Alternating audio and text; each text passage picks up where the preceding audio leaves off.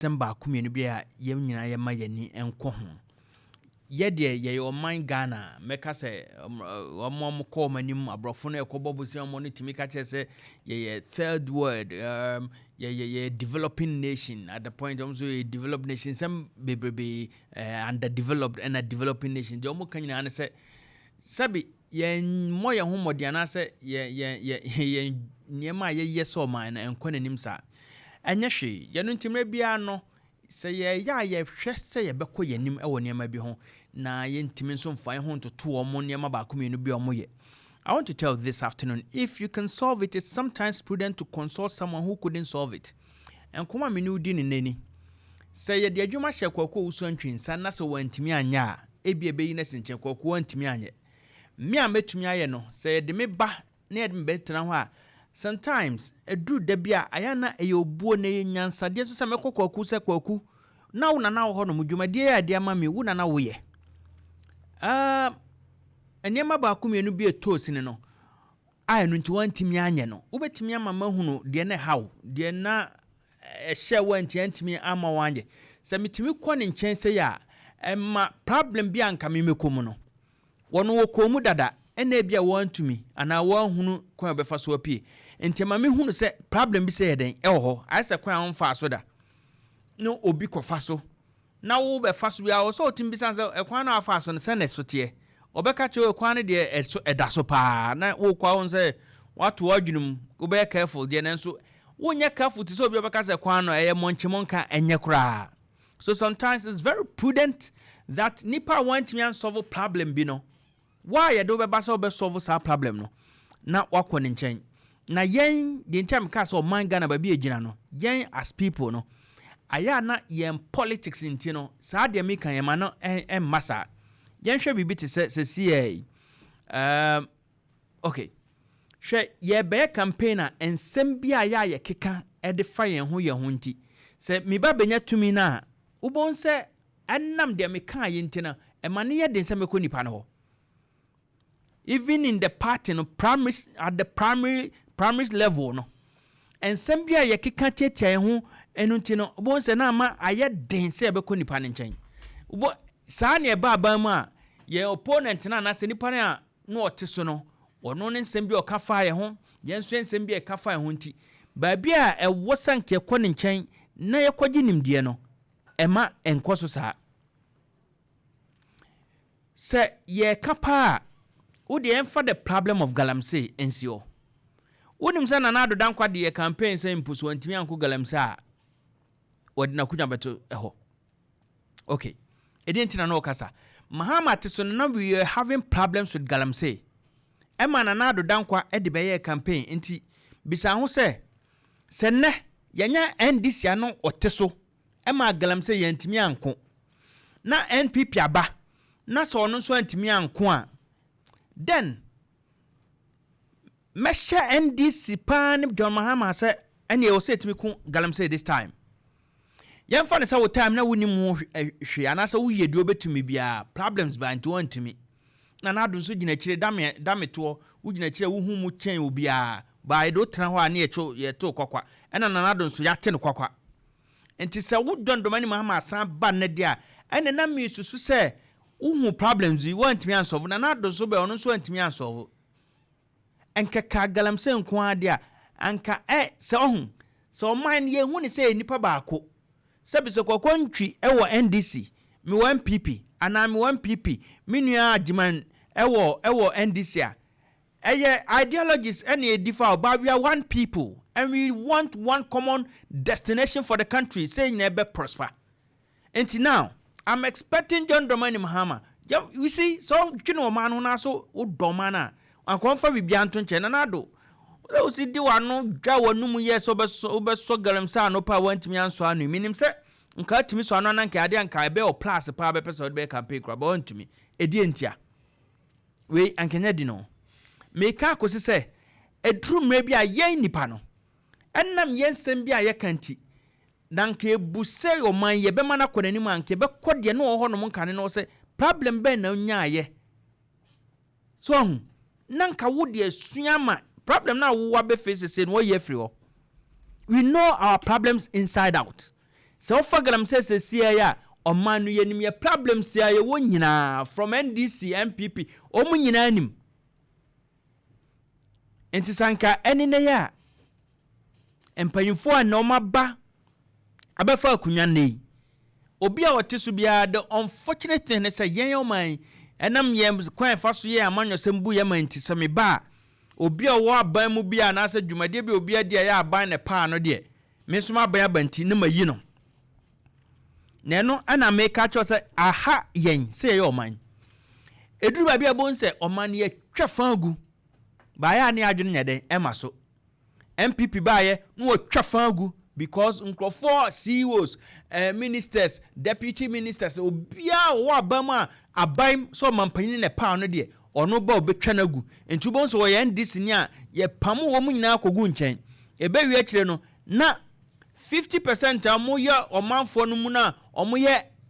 MPP for no mu na ebu man no sa na MPP ba ye no so the same thing wo twa 50% agu nchen because obia wo abamu a enye ne hu nipa no na oyi na si nchen and eno ni ade a hayen oman mu sesiai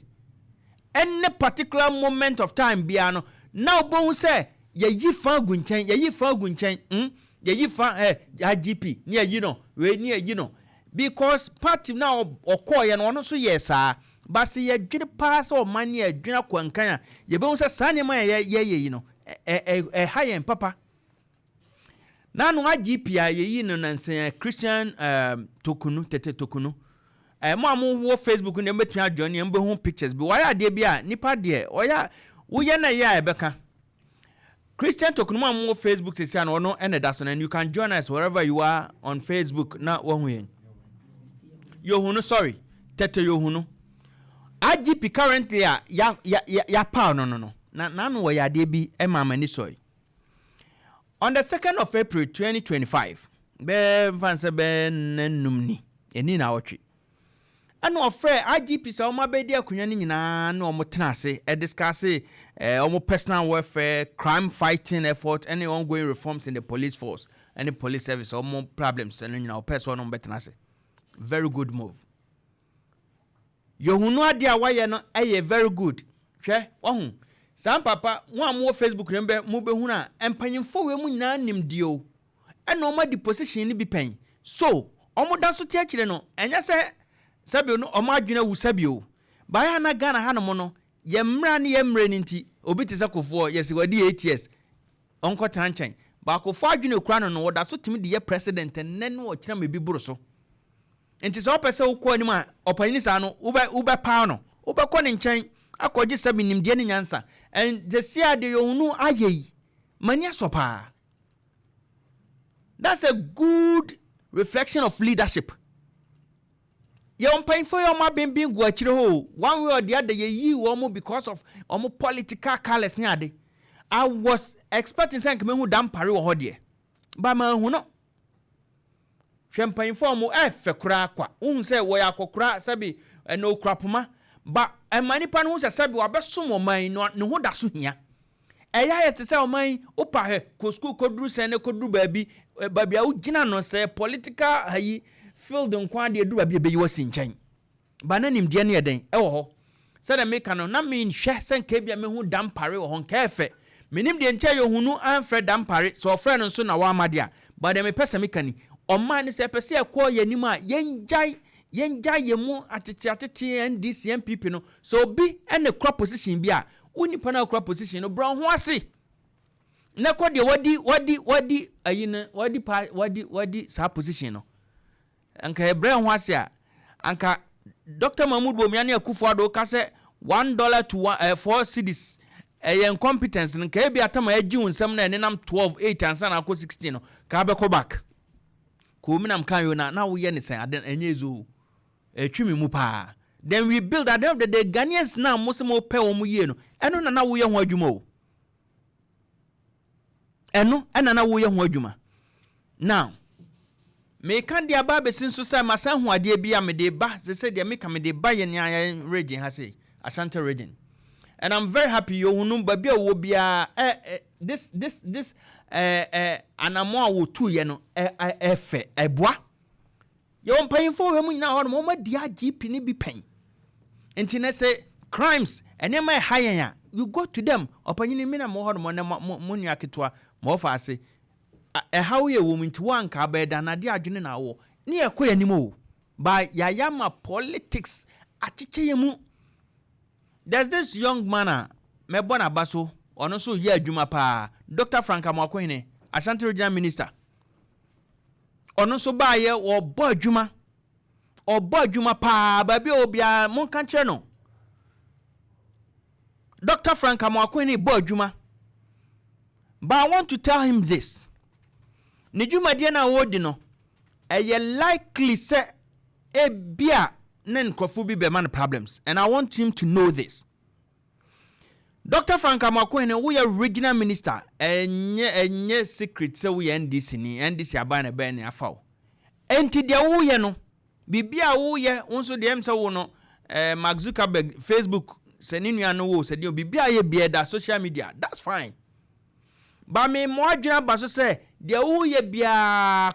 mo kan say akokọ sasa anya kroma fe ena ntafren so sasa de anya akokọ fe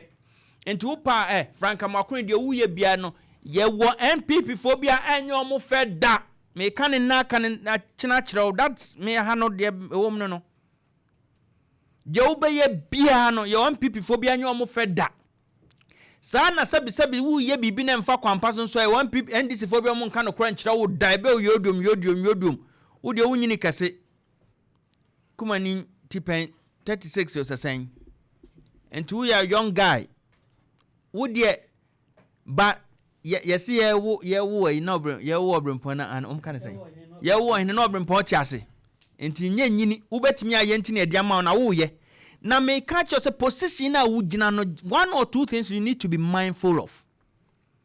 Forget about your dream and this for beye ediamount. And forget about MPP for so be at the obey bianso and your mofenef money na hone wajuma. Wako for bibia bawa launching kama is very nice. AshantiFest. Very nice. Nice initiative. Very nice initiative. Babema, Dr. Frank Amoakohene, the intention for this event, you know, minim so person the can asantima bom, o person the project asantima. I know na make actually say be careful of NPP phobia, the obebia and your mufe, and be careful of some NDC phobia, the obebia and your chromo say nemo ni na ho. They invent the initiative very nice, but listen, who asantima? We have traditional leaders. How far have you gone with traditional leaders on that event? Sabi kwawo no enye fiti ndako pene baye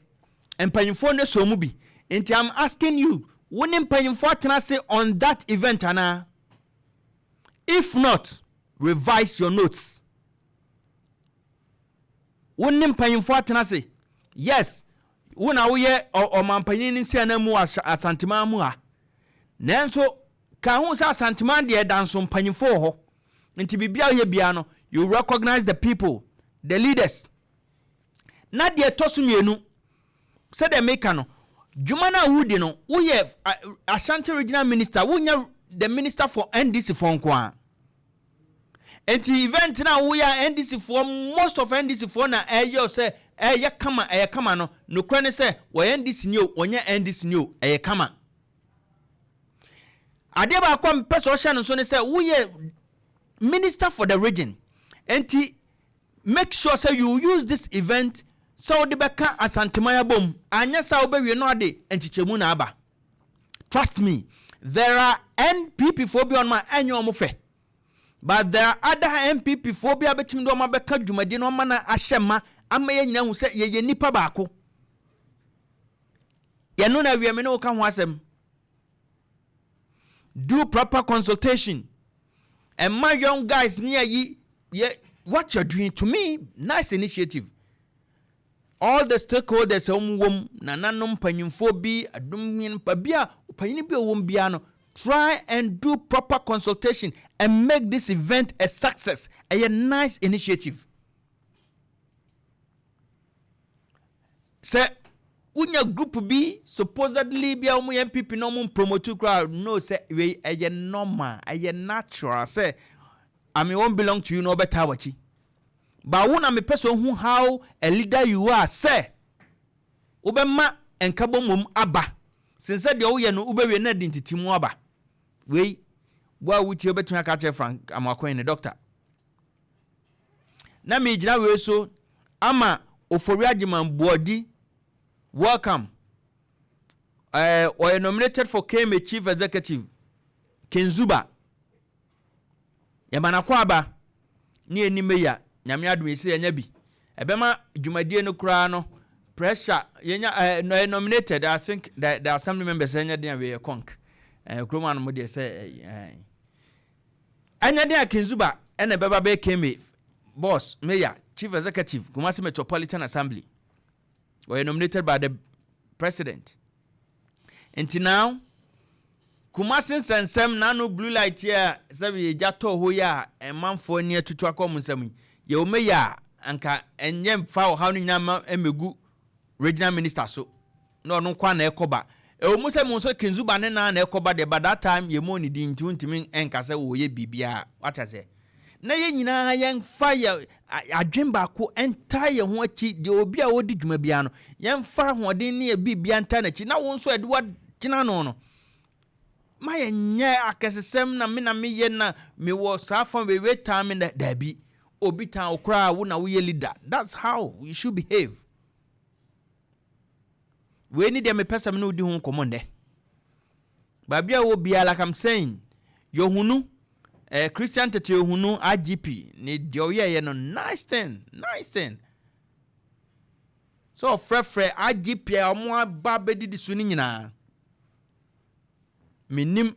say and I don't want to think say sa na bia say IGP suemu no mba any probably ebia those who came under the tickets or during the reign of NDC some day ago. But even if it's Akrana, the facts will go back to seek counsel from these great people. No, that's how it should be. President Kufoto says here, Mahama, me no one kadebia forget about what NDC will say. Papa no, or da sunim de. Problem be Nananom be out to grabetuni na di hun komo. Oba in raha, obe chachro. At the end of the day, wuna wuya de no yan you get the credit. Regional minister now ya nya came a boss. So now you can spread your tentacles. You are the minister for the region, other places. And now what is confronting us now? Galamsey Ashanti region. Regional minister, now Anya Metropolitan Assembly Mayor. So Jakumase the animano. Now check other side of Ashanti region. Kenzuba and Swakwaba. Now Kenzuba as I say minim Ghana Hanum Senin Kumase ni Jeff one at Tihao. Sene ayi for netio omuna se mo free minim say ye immigration no na ye week say ye den omanya ye wo mampanyini ye wo bibia tumi dia bia dibu oman bia ye wo bi enso nkrofo omunyu visa omunyu so hiro mo begu oman mu make am ho wo mo wo fa akwa Abripo junction nkrofo mu krokra so ne mamefo nu wawo no minim say de mo so mo ewo ni mabe 10 no oto magum omo sesreska no ti on mo command omo and nobody cares. San crow we ba betan mo 10 years 15 years omo ni bi mo ba wo ha wotran mo no sesreska na nye ya wo fatua wonim wo because nya ne busuani ni ono an se obo house Sunday ma crime ekoso ye wo mpanfo okruma so bia hu ni ye de ka kwa ye hu omo ye de ka ba ye hu omo ye twama ye hu omo nso mpanfo de obi ahu yo na wo enti mpanfo na mo ye na enisan Kenzuba oba as mayor ye de mo akwa bani enko yo san krofo na ase ya hwe Abripo junction traffic light no mu go twaw Anwaga junction Amakom traffic light and airport runabout o ma be chese ba bia na ye hwe me de besia me din ka cho say na ye hwe how we can build a resilient macroeconomics for business development for growth na